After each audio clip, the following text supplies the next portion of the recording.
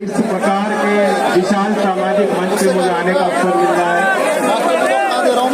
मेरी दादी जी सोनीपत जिले की थी। चौधरी चरण सिंह जी आपके अपने रहे। चौधरी अजीत सिंह जी को आपने बहुत करीब से देखा हो। आज मुझे भी अवसर मिल रहा है। हरियाणा वीरों की भूमि है, क्रांति की भूमि है। बड़े बड़े शासकों के सामने यहाँ गांव के लोगों ने अपने संगठनों के साथ लड़ाई लड़ी। सबसे पहले सामूहिक तौर पर ओडिशा के रेल हादसे को लेकर हम सब ने प्रार्थना की है। मैं दोबारा अपने तरफ से श्रद्धांजलि देता हूँ, पीड़ित परिवारों के प्रति संवेदना व्यक्त करता हूँ।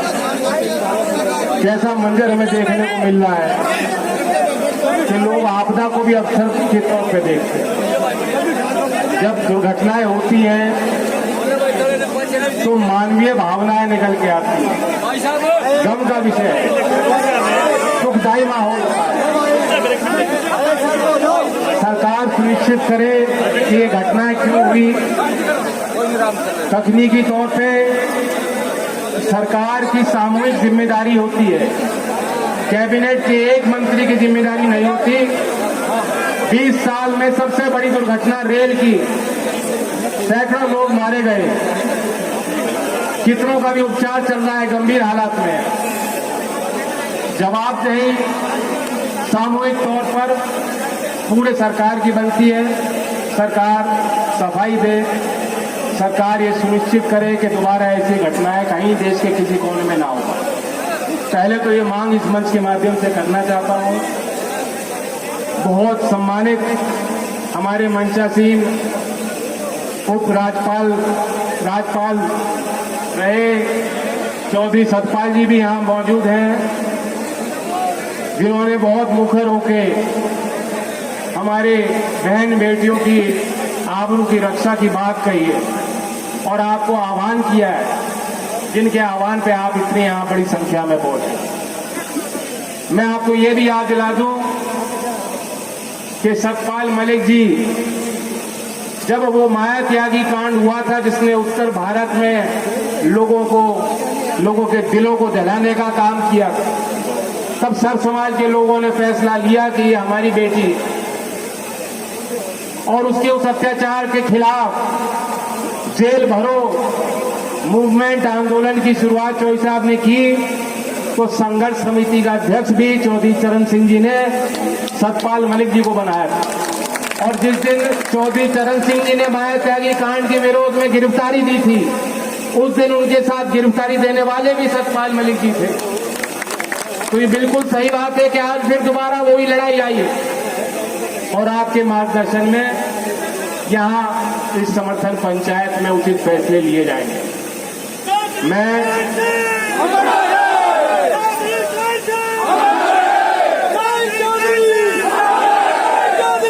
किसानों के नेता गुरनाम सिंह जी की भी मैं सराहना करना चाहता हूं। उन्होंने ये पहल की। लड़ाई तो हम सब की है, लेकिन उन्होंने निमंत्रण दिया, सबको कहा, इंतजाम किए। बहुत साहसी व्यक्ति हैं, संघर्ष बहुत किए इन्होंने यहाँ तक पहुँचने के लिए। किसानों के लिए किए, अपने लिए नहीं किए। मैं उनको कहूँगा कि लहरों से डर के नौका पार नहीं होती, कोशिश करने वालों की कभी हार नहीं होती।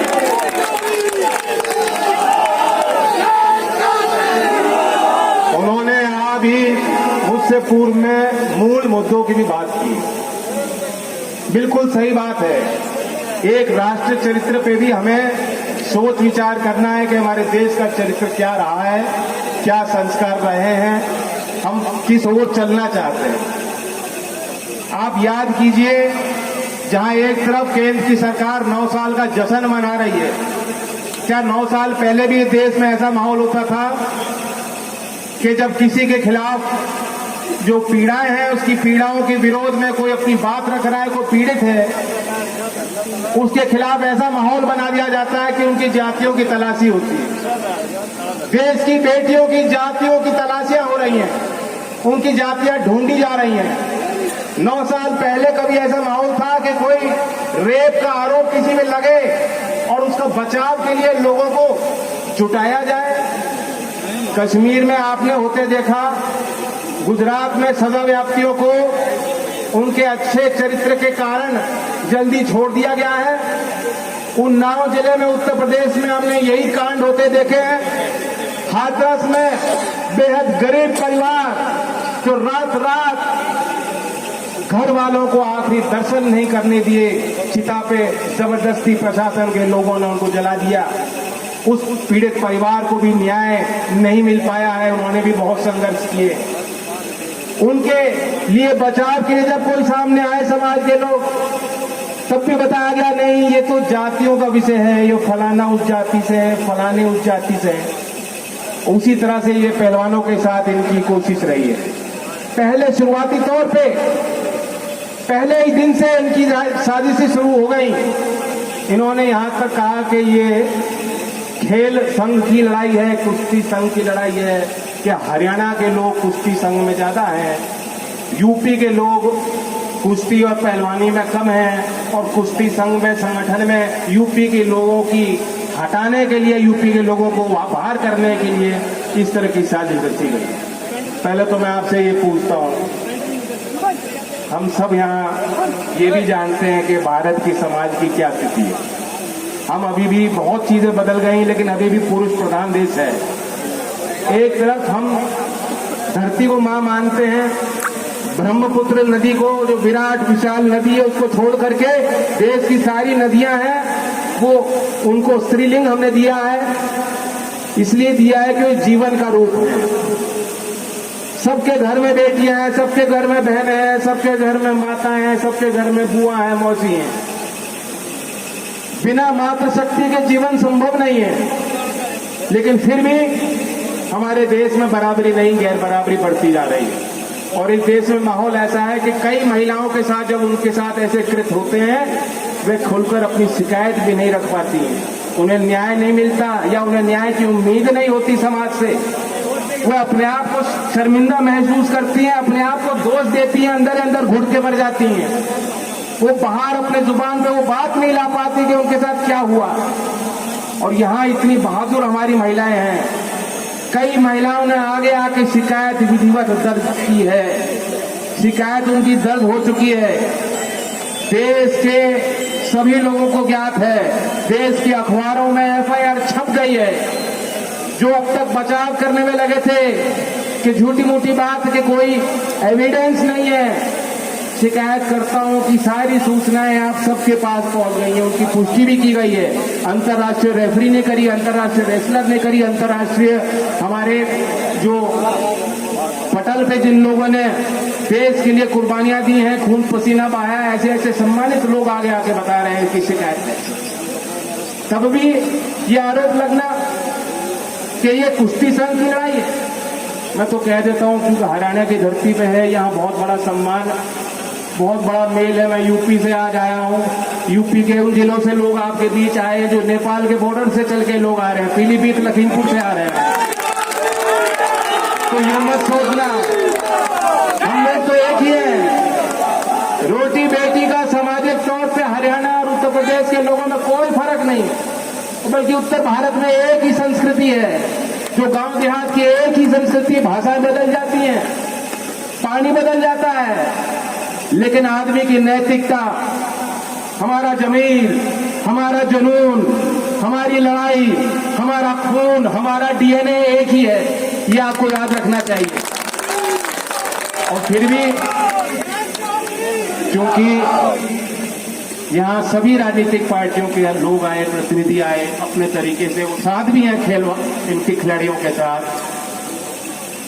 हमारे हनुमान जी यहाँ नहीं है, वो भी बयान दे रहे हैं, लगातार कर रहे हैं राजस्थान में। चंद्रशेखर जी यहाँ आपके बीच आए, मैं आया हूँ, विभिन्न पार्टी के प्रतिनिधि हैं। दीपेंद्र हुड्डा जी नहीं है, मैं भी उनसे लगातार बात करता हूँ, वो भी लगातार बातचीत कर रहे हैं, वे भी लगातार चिंतित हैं। जंतर मंतर में भी कई बार गए और उनके पिताजी ने यहाँ मुख्यमंत्री रहते खिलाड़ियों के मान सम्मान के लिए बहुत प्रयास किए और खेल नीति व्यवहारिक बनाई थी। फिर भी अगर कोई आरोप लगा रहा है कि कुश्ती संघ की लड़ाई है, बहन बेटियों के आबरू की लड़ाई नहीं है, मैं तो उन्हें कह देता हूँ हरियाणा वाले भी पीछे हट जाओ और यूपी वाले भी पीछे हट जाते हैं। इस देश में एक प्रतिभाशाली नौजवान है जैसा, उसी को बना दो अध्यक्ष, हम नहीं कहते कुछ। बहुत बढ़िया उनका खिलाड़ी है, उन्हीं को 10 बना दो, कोई खिलाड़ी भी आपत्ति नहीं करेगा। लड़ाई बहुत बड़ी है, कहां ले जा रहे हो उस बात में? क्या मतलब है उन बातों से? मैं सार्वजनिक तौर पर कह चुका हूं, आज इस मंच से फिर कहता हूं, ये कोई राजनीतिक लड़ाई, हमारे आपस के झगड़े की लड़ाई की बात नहीं है। मैं अपने पार्टी का राष्ट्रीय अध्यक्ष हूं, लेकिन राष्ट्रीय अध्यक्ष बाद में हूं। मैं राज्यसभा का सदस्य हूं आपके आशीर्वाद से, लेकिन राज्यसभा की सीट बाद में है। मैं पहले भाई हूं अपनी बहनों का, इन पहलवानों के साथ।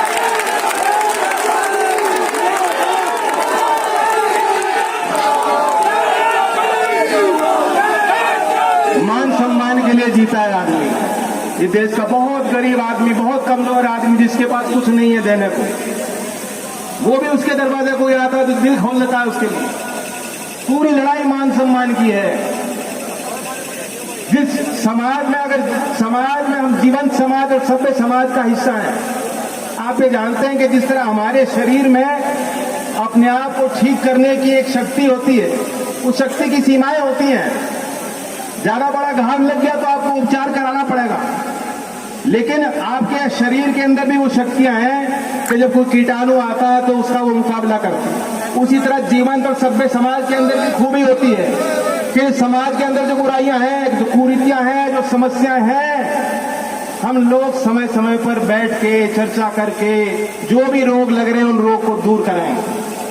आज एक बहुत बड़ा रोग है, कुछ लोग एक मामूली व्यक्ति के भक्ति में इस तरह वलीन हो गए कि उनके नजर में ब्रजभूषण शरण और अजय टेनी के नजर में, जो पब्लिक की नजर में वो दोषी हैं, उन्हें वो क्लीन बताते हैं। जिस देश को आजाद करने के लिए भारत माँ की कल्पना की, आज उस भारत माँ की अब आबरू दाव पे लग रही है।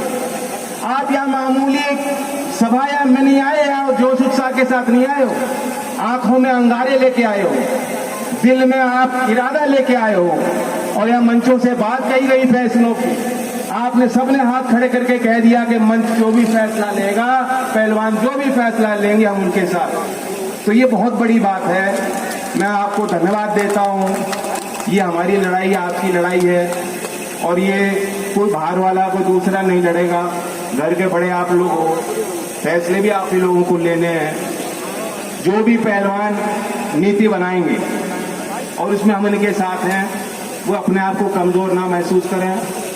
उत्तर भारत में पिछले कई दिनों से आंधियां चल रही थी, आप देख सकते हैं, आज तो हवाएं भी चांदी। हवाओं ने भी फैसला ले लिया कि यहाँ गांव की जो आवाज है, जो पंचायत की गूंज है, वो दिल्ली तक पहुंचनी चाहिए। तो ये प्राकृतिक चीज होती है, कुछ चीज बढ़त हासिल करती है, फिर अपने आप जनता उसे देखती है, परखती है, पहचानती है, फिर उससे अलग हटना शुरू कर देती है। तो अंधभक्ति जो लोग कर रहे थे, अब उनकी आंखें खुल रही हैं बेरोजगारी के कारण, किसान के बढ़ रहे बोझ के कारण, किसानों के कष्ट के कारण। और अब ये जो आखिरी जो एक वो था, कसर रही थी, वो कसर उन्होंने दूर कर दी। जिस व्यक्ति ने 2016 में जब मेडल जीता, साक्षी के लिए ट्वीट किया और ये कहा था कि रक्षाबंधन के दिन देश की बेटी ने मेडल जीता है।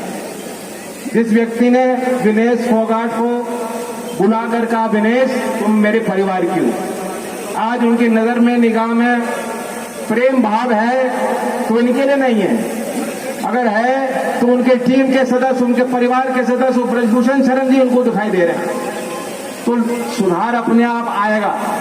यहाँ तरह तरह की बात हुई, मैं किसी भी आक्रामक फैसले के पक्ष में नहीं रहूंगा। जब बड़ी चढ़ाई करनी होती है, एक लंबी चट्टान है और हम नीचे हैं, हम लोग अभी कमजोर हैं, अभी हम संगठित नहीं, हमारे अंदर बहुत बिखराव है, जात पात के नाम पे, धर्म के नाम पे, बहुत रोग हैं जिन्हें हमें हटाना है, बचना है जिन चीजों से। तो चढ़ाई एकदम नहीं होगी, एक कदम लेके हमें देखना होगा, अपनी शक्तियों को फिर संगठित करना होगा, एकाग्रता के साथ आगे बढ़ना होगा, धैर्य के साथ आगे बढ़ना। मैं पहलवानों को भी कहता हूं, आप ये मत सोचिएगा कि एक पंचायत हो जाएगी और फैसला हो जाएगा और आपके हित में सरकार जो आज सोई हुई है वो जाग जाएगी, ऐसा नहीं है। इस सरकार की नीति है जनता लाख बार कह दे, ये अपनी आंख जानबूझकर इन्होंने बंद रखी हैं। जब इन्हें आपकी जरूरत होती है, आपको बगल में रखकर इन्हें को लाभ दिखाई देता है तो बिना न्योता दिए आपको हाथ पकड़ के लाते हैं। आज जब आपको इनकी जरूरत है तो जो आपने इनकी तरफ हाथ बढ़ाया तो देख नहीं रहे, आपके आंसू की तरफ इनकी निगाह नहीं जा रही।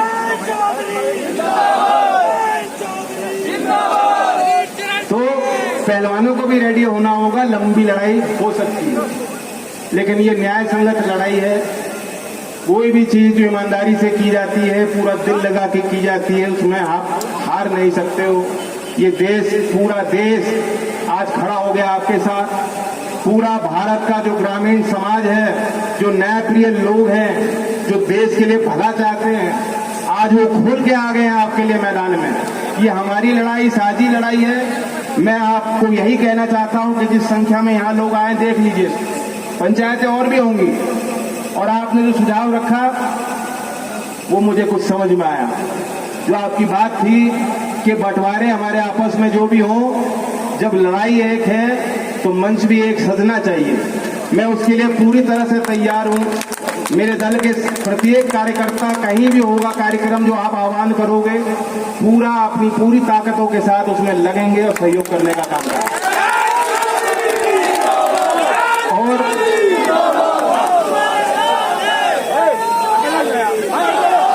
मैं सतपाल जी की बात सुनना चाहूंगा गौर से।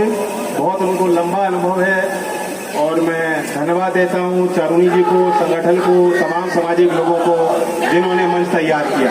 जय हिंद, जय भारत, किसान मजदूर